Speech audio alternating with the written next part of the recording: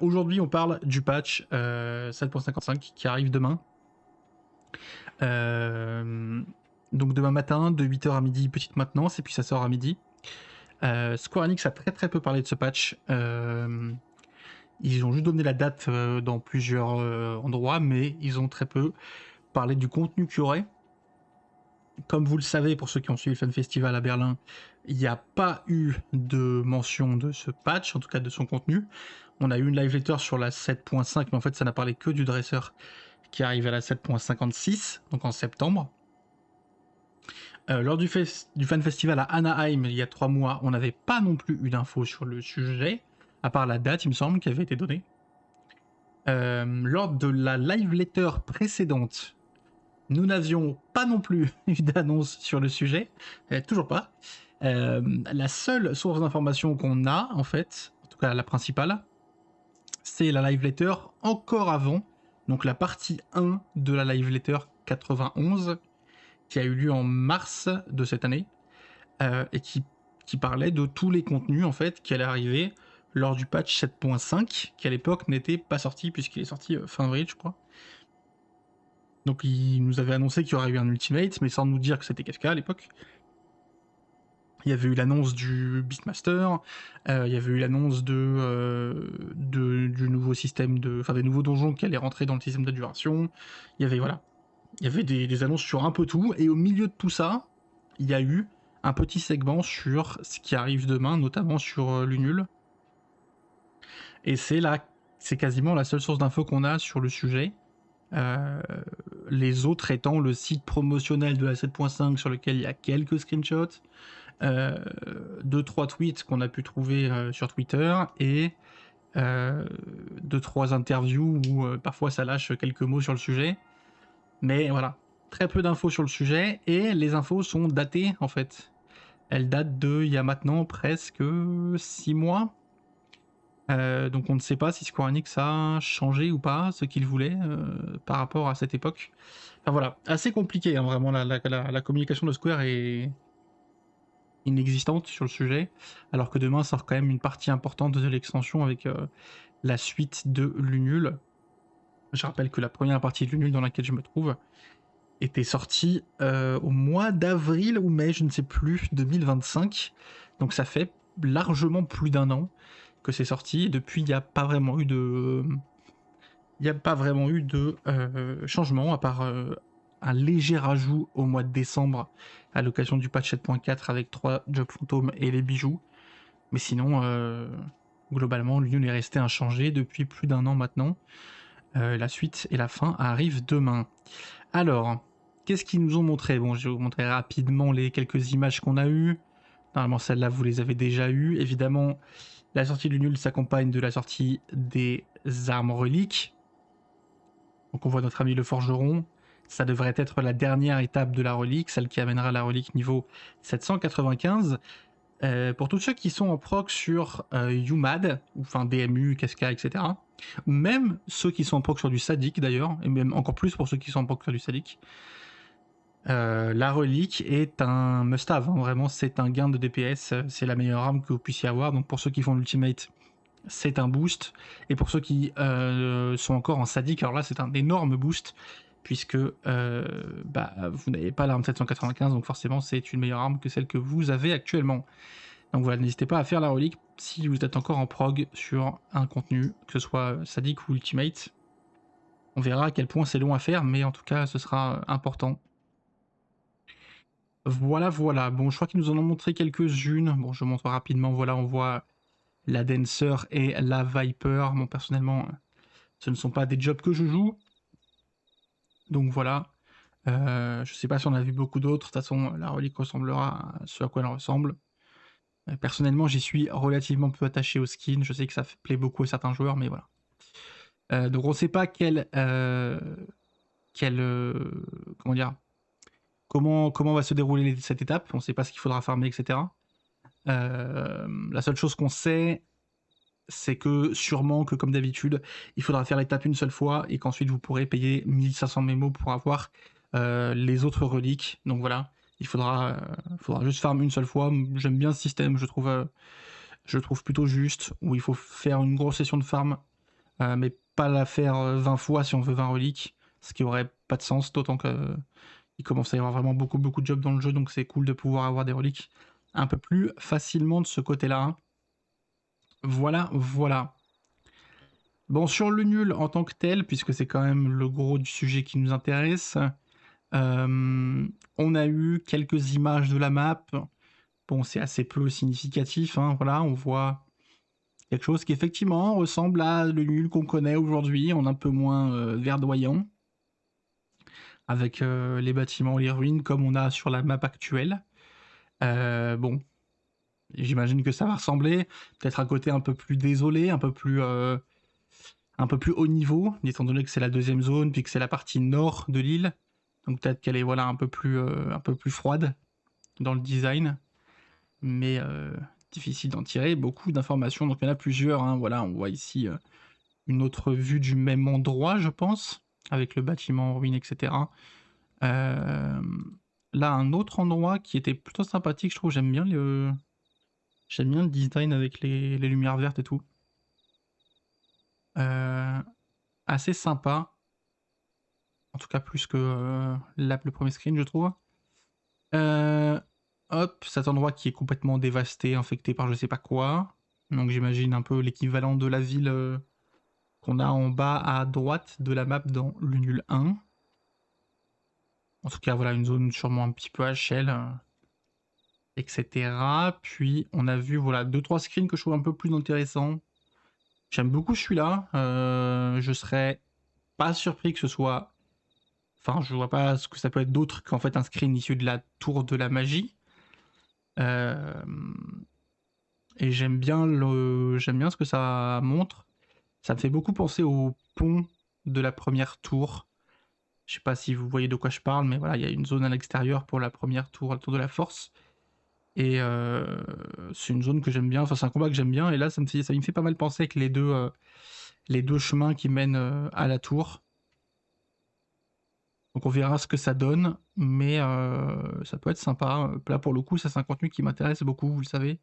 C'est sans doute le meilleur contenu lié à toute cette histoire de reliques, zone d'exploration, etc. Le raid est sans doute le contenu le plus travaillé qu'il y ait. Et ça vaut, pour le coup, ça vaut le coup, je trouve, de s'y mettre et de s'y attaquer un peu. Donc on verra ce que ça donne, mais je vois pas ce que ça peut être d'autre que la tour de la magie, honnêtement, vu ce qu'on voit sur ce screen. Hop, quelques petits ennemis. J'aime bien le skin du mob, donc soit un aléa, soit un CE, une rencontre critique. J'espère que c'est plutôt une rencontre critique.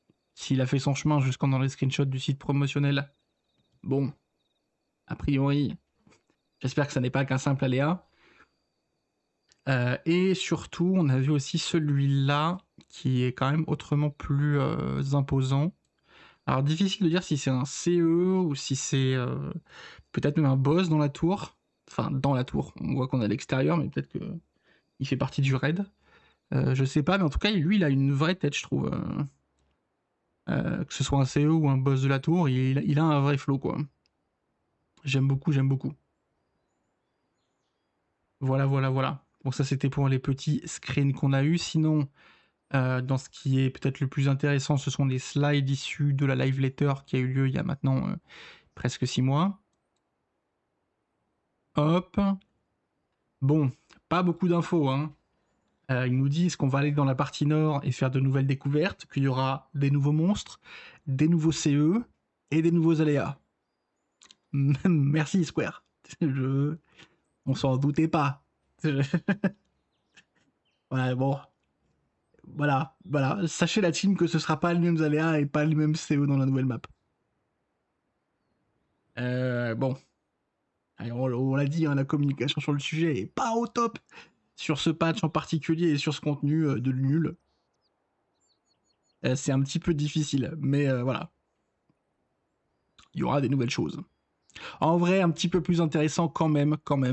Ils nous ont montré cela, voilà. Donc, augmentation du niveau de savoir du niveau 20 au niveau 40. Donc voilà, il faudra repasser par la phase d'XP classique qu'on avait eu au tout début de l'Unul 1. où on se fera sûrement one shot par tous les mobs qui vont passer parce qu'on est niveau 21 et qui sont niveau 34. Mais si c'est comme dans le nul 1, on devrait rapidement quand même arriver au niveau 40, qui est donc le nouveau maximum. Et puis évidemment, l'arrivée des nouveaux jobs fantômes, ça c'est quand même plutôt cool. Donc on en voit 8, donc c'est des jobs issus d'FF5, donc si je dis pas de bêtises, on a le mage noir, le mage blanc, l'invocateur, le mage rouge, le dragoon, le ninja, le mage bleu et le nécromancien. Pas sûr pour le dernier. Voilà. Si jamais il y a un expert d'FF5 dans le chat, n'hésitez pas. Mais il me semble que c'est à peu près ça. Donc 8 nouveaux jobs fantômes, 8 nouvelles étoiles à les récupérer, ce qui fera monter le total des jobs fantômes à 23, je crois. 24 avec le freelancer, je crois. Donc ça c'est plutôt cool. Bon, on n'a pas d'infos sur le gameplay des différents jobs, ce qu'ils vont faire, etc. C'est quand même des jobs très issus des FF14. Hein. Là, ils sont presque tous mage noir, mage blanc, invoque, mage rouge, dragoon, ninja, mage bleu même, qui est un job limité dans FF14. C'est que des jobs qu'on connaît, il n'y a que le dernier qui est un petit peu inédit par rapport à 14. Donc ce n'est que des, voilà, des portages d'FF5. Je sais pas si c'est l'entièreté des jobs d'FF5 qui manquait dans le nul. Voilà, s'il restait ça à mettre et donc ils ont mis ça en fait. Ce qui est sûr, c'est que quand le nul 1 est sorti, on a eu le droit à 12 jobs fantômes. Là, avec la sortie du nul 2, on a le droit à 8, ce qui est quand même beaucoup moins en fait, c'est un tiers de moins. Donc c'est assez significatif. Je sais pas pourquoi il y en a aussi peu. Peut-être que c'est parce qu'à la base, ils avaient prévu d'en sortir 11, mais ils en ont sorti 3 lors du patch 7.4 et que ça a décalé du coup les choses. Peut-être qu'ils ont estimé qu'il fallait en sortir quelques-uns en avance pour que les joueurs se rappellent que le nul existe. Mais en tout cas, ça ne nous en laisse que 8 du coup. On en a déjà fait 15 et il en reste que 8, donc beaucoup moins quand même que sur le nul 1. Peut-être aussi qu'ils estimaient que les joueurs auraient moins la motif de farm pour la deuxième partie du nul et du coup ils en ont mis moins, je sais pas trop. Mais voilà, un petit peu moins de... Attends, ça fait kick de l'instance, c'est incroyable. Un petit peu moins de jobs fantômes et des jobs fantômes qui sont un peu plus connus, je pense. En tout cas pour les joueurs de 14. Je pense qu'on sait à peu près à quoi s'attendre, quoi. On sait que le mage blanc, a priori, il va plutôt heal quand même. Même si on sait pas quoi faire le dragoon, on sait qu'il va probablement sauter, etc., etc. Bon. Pas trop de surprise de ce côté-là. Ils n'ont pas parlé d'un nouveau système de gameplay qui consisterait à pouvoir combiner les jobs fantômes. Voilà, pour ceux qui ont joué à FF5, vous savez que c'est une des features principales d'FF5. On peut utiliser les sorts de certains jobs fantômes de certains jobs sur d'autres. A priori, on n'aura pas ce genre de système. En tout cas, ils n'en ont pas parlé. C'est un truc que beaucoup de gens espéraient voir arriver. Voilà. A priori, j'imagine qu'ils en auraient parlé si ça avait été le cas. Et ils en ont pas parlé. Donc, on devrait juste avoir simplement 8 jobs fantômes en renfort du roster actuel. Petite nouvelle de la tour, quand même. Hop. Donc, nouvelle tour, nouveau raid d'exploration, la tour de la magie cette fois, en opposition à la tour de la force pour la première map de l'Unul. Et cette fois, la tour sort en 2 difficultés différentes, normale et extrême. Sans doute une réponse de Square au mécontentement qui avait pu un peu avoir lieu lors de la sortie de la première tour, où certains joueurs, je pense, trouvaient ça trop difficile. Pour ce que c'était. C'est-à-dire que il fallait se coordonner quand même de manière assez forte. Le conclave d'ailleurs d'exploration fait un excellent travail là-dessus, mais je veux dire c'est quand même relativement difficile. On peut pas y aller à 48 sans se connaître, sans être en vocal, sans avoir de stratégie prévue. Donc ça peut rentrer en contradiction avec ce que certains voulaient. Et en même temps, dans le même temps, je pense que c'était aussi trop facile pour certains autres joueurs qui espéraient y voir un contenu mécaniquement challengeant. Donc je pense que c'était un entre-deux un petit peu étrange où ça plaisait à peu de gens dans l'état actuel des choses. Donc ils ont décidé de split ça en deux, donc il y aura le normal pour ceux qui veulent simplement voir l'histoire et avoir une expérience un petit peu casu. Donc j'imagine quelque chose où on pourra entrer un petit peu à l'arrache comme ça, avec des inconnus, et en fait ce sera pas grave, le raid est fait pour, et ça va bien se passer. Et du coup une version extrême, pour ceux qui veulent un challenge. J'espère personnellement qu'elle sera légèrement plus difficile que ce qu'on a eu sur la Tour de la Force, du coup. J'espère qu'ils en profiteront pour relever un petit peu le niveau. D'autant que, voilà, du coup, il n'y a pas besoin de satisfaire tout le monde, donc c'est possible. Voilà, on voit qu'on peut rentrer à 48 dans les deux, donc ça reste de raid à 48. Je sais pas si la dénomination extrême est un indice de Square sur le niveau visé. Est-ce que ça va ressembler à des extrêmes? À l'heure actuelle, je pense que la Tour de la Force, elle est quand même assez inférieure à un niveau d'extrême, d'un point de vue mécanique.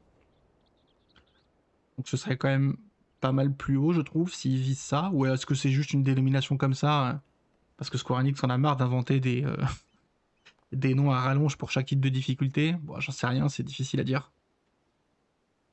En tout cas, voilà, deux modes de la tour. Moi, ça me hype pas mal, hein. Je suis très content que des joueurs puissent déjà faire la tour sans avoir besoin de passer par des discords comme le Conclave qui, même s'ils font un excellent travail, c'est voilà, s'inscrire sur le joueur Discord, c'est toute une démarche. Ça peut être un peu de stress pour des gens qui ne souhaitent pas trop parler à d'autres, etc. Donc c'est pas mal de pouvoir avoir une difficulté où simplement on va dedans comme un donjon et puis ça se passe bien, quoi. Et d'un autre côté, pour ceux qui veulent un challenge, c'est bien aussi qu'il y ait de quoi faire, de quoi se donner, et que voilà, il y ait de quoi pousser un petit peu les systèmes, notamment avec les nouveaux jobs fantômes, un peu plus loin. Ça, c'est cool. Pour la tour normale, du coup, il nous avait affiché cela. Donc, comment est-ce qu'on rentre dans la tour normale? On n'a pas besoin de saut, donc contrairement à la première tour qu'on a connue, où il fallait acheter des sauts avec des pièces d'argent, d'or, etc. Il suffit de se placer sur l'endroit où la tour apparaît, quoi. Si jamais il y a plus de 48 joueurs, vous serez sélectionné au hasard, un peu comme aujourd'hui, s'il y a plus de 48 joueurs qui mettent un saut. Et si vous n'avez pas été sélectionné, si vous n'avez pas eu la chance d'être sélectionné, vous aurez une priorité pour la prochaine entrée. Donc voilà. Normalement, ce système devrait éviter qu'il y ait des malaises du type je n'ai pas été sélectionné 10 fois de suite et j'arrive pas à entrer dans la tour. Normalement, vous devriez être sélectionné relativement rapidement pour entrer dans la tour normale. Pas besoin de saut, pas besoin de se grouper, pas besoin de... Voilà, a priori, hein, on rentre de manière très simple. Square Enix semble avoir tiré les leçons de ses erreurs précédentes avec les entrées dans la tour de la force qui avaient été extrêmement compliquées, extrêmement critiquées.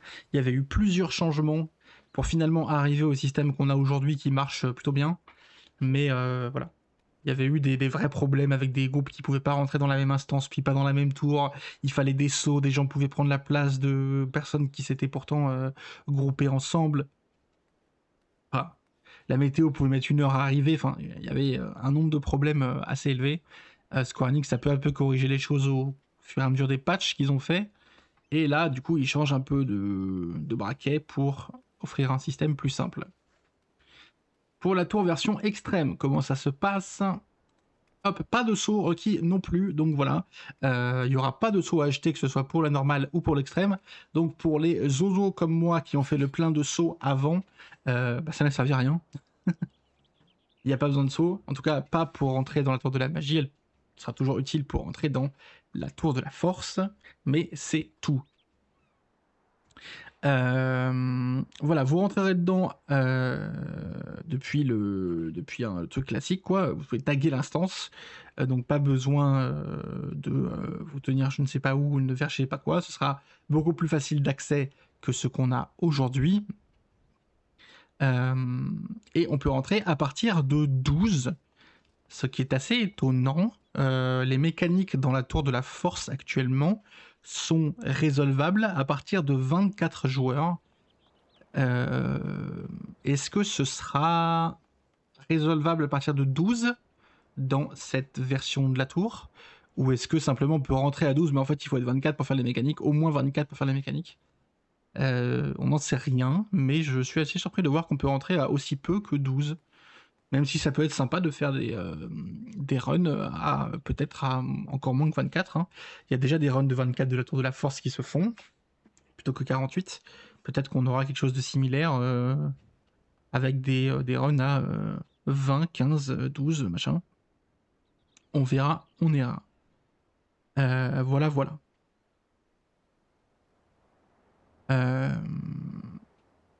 Donc voilà, hein, pour entrer dans la tour, il faudra rentrer dans une instance de l'Unul, qui est une instance extrême, et puis ensuite il faudra... la tour sera immédiatement accessible, donc comme je le disais, il suffira de tag la bonne instance pour pouvoir rentrer. Normalement, le système est fait pour que vous puissiez accéder à la difficulté de la tour qui vous intéresse de manière beaucoup plus simple que ce qu'on a vécu sur la première version de l'Unul. En vrai, des 12 players déjà dans BA, c'est pas forcément évident, alors pour Fork Tower, il y a intérêt à ce que ce soit un réel banger. Ouais, c'est assez étonnant de voir ce chiffre, en effet. Je me serais attendu à ce que ce soit marqué 24, comme Poitou de la Force. Mais non, finalement, on pourra entrer dès 12 joueurs. Bon, évidemment, les runs se feront d'abord à 48, mais voilà, pour le futur du contenu, peut-être des runs qui vont petit à petit s'abaisser en termes de joueurs, jusqu'à 12. Et du coup, ça peut être cool de rentrer sans avoir besoin de faire appel à des joueurs extérieurs. Voilà, voilà, donc 2 difficultés pour la tour, beaucoup plus facile de rentrer, beaucoup plus facile de tag, etc. Pour moi, c'est une excellente idée. Square Enix a vraiment tiré les leçons de ce qui s'était passé sur la première map de l'Unul. Et ils ont corrigé les défauts principaux de ce qui est, selon moi, le contenu le plus intéressant dans toute cette histoire, c'est-à-dire le raid d'exploration. Donc c'est vraiment cool.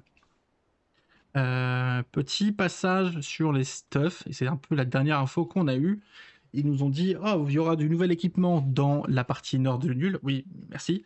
Donc voilà, il faudra collecter les items pour avoir votre équipement et l'upgrade jusqu'au plus haut niveau pour avoir le stuff le plus puissant qui va exister sur l'île. Et oui, bah, comme c'est la dernière mise à jour, évidemment, le stuff qui sera donné sera le bis, entre guillemets, de l'Unul.